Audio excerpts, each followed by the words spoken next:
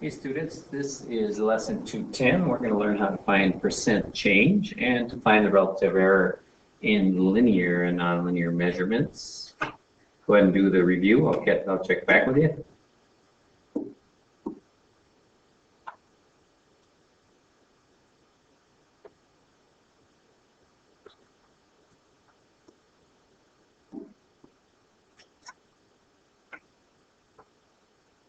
All right, so when we are finding the percent change, we are actually looking for the percent of just the part that's changed, and I'll show you how to do that.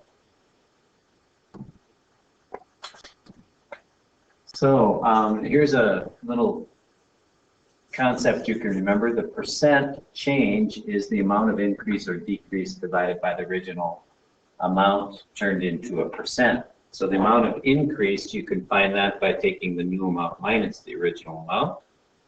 The amount of decrease you can find by taking the original amount minus the new amount. And we'll do that right now here. So popular hybrid car cost $21,500 in 2008. As hybrids became more affordable, the price dropped to $19,780. What is the decrease expressed as a percent change? So we have a percent decrease going on here, or a decrease.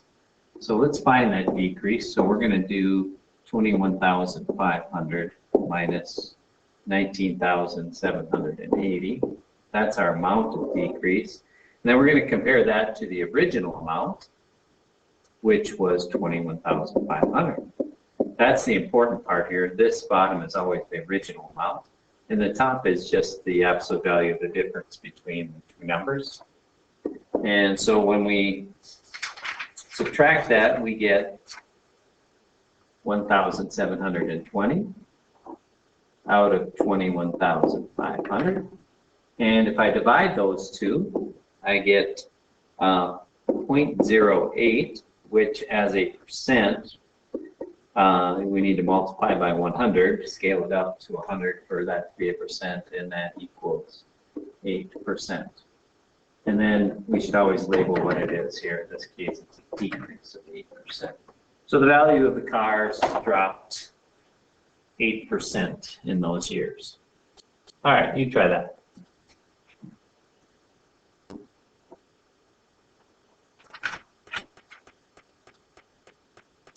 All right. In 1990, there were 1,330 registered alpacas in the United States. By 2008, there were 53,000. What is the percent increase expressed as a percent change?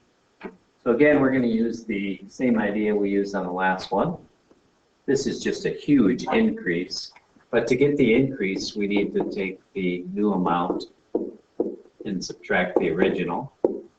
And then we need to compare that to the original amount. And we need to express that as a percent. So that equals 51,670 divided by 1,330, which comes out to be 38.84. That's not the percent, though. Remember, to change it to a percent, we need to scale it up by 100. And there's some other decimal down here, like, I don't know, 6, blah, blah, blah. But as a percent, that's going to be 3,885 if I round it to the nearest whole percent. So that is a big change. And it is, because 100% more would be about 2,300. So, all right, you can try that.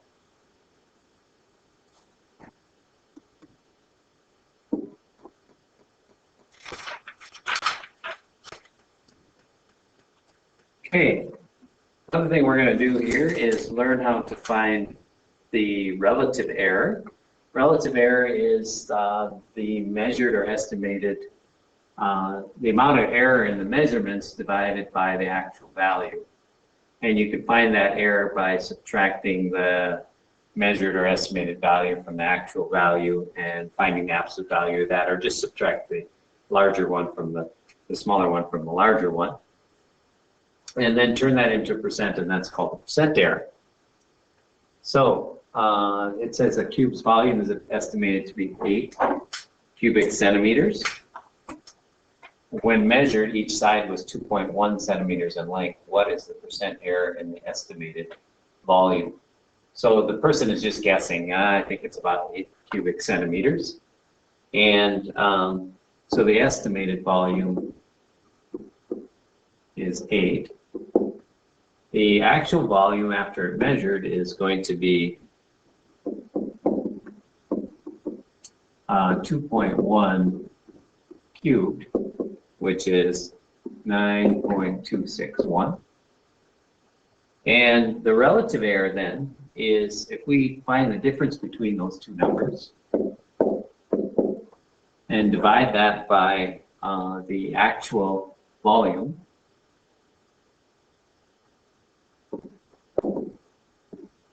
we can find the error in the measurement, and that equals 1.261 divided by 9.261, which is equal to 0.136, but as a percent, multiply that by 100 to change it to a percent, and we get about 13.6. Let's just round it to about 14% of error in the volume, the measured volume.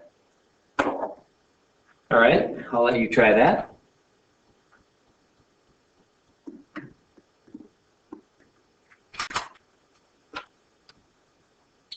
All right, sometimes there's error in every measurement when you round, and you could figure out what that is and what the percent of that is, but you need to know what the minimum and maximum possible values would be. So let's say a student's height is measured at 144, and I'm just going to draw a little diagram here to help us with this problem.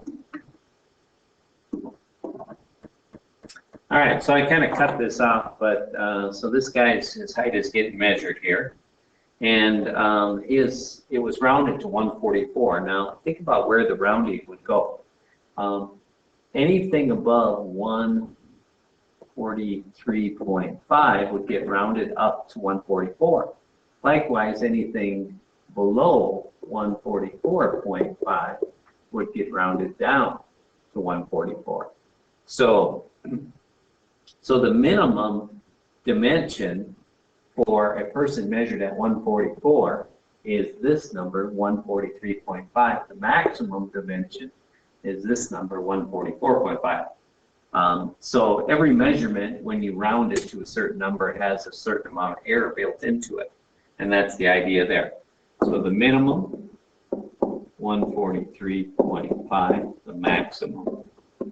And what you do is you always take half of wherever it's being rounded. This time it was rounded to the nearest whole number. Half of 1 is a half. Add that 1/2 on to get the maximum. Subtract to get the minimum. All right? I'll let you try that. All right, so when we're measuring this, when we're trying to find the greatest possible error, we have to think, if the side is measured at 2.1, it was rounded to 0.1. So what we need to do is think about what the minimum and maximum might have been. The minimum, we would add 1/2 of a tenth, which is 5/100ths of a centimeters, or subtract 5/100ths. So the minimum possible measurement would have been 2.05. The maximum possible would have been 1/2 more than 2.1, which is 2.15. And then the volumes, the corresponding volumes would be 2.05 cubed, which is, I'm just going to round this to about 8.165. The maximum possible volume it could be is 2.15 cubed, which is 9.938 rounded. And then the measured volume is 2.1 cubed, which is 9.261. Now the error is between these two. So if I subtract the maximum from the measured, I can get this much error, 9.938 minus 9.261. equals, and then I want to divide that by the measured amount, 9.261, to get my error, and that turns out to be about 7.3%. Now my minimum error, I'm going to use this amount and this amount to measure. So I'm going to do 9.261 minus 8.615 divided by 9.261. See how much error there is there as a percent. If I divide those and change it to a percent, I get about 7% error. So there's a little more error in the maximum. If I had rounded this down from the highest possible maximum to this, I would have about 7.3% error. I'm going to let you try that.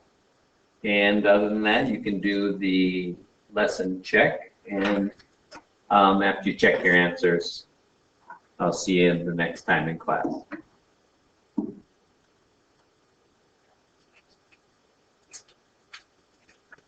All right, go ahead and do the lesson check, and I'll see you in class.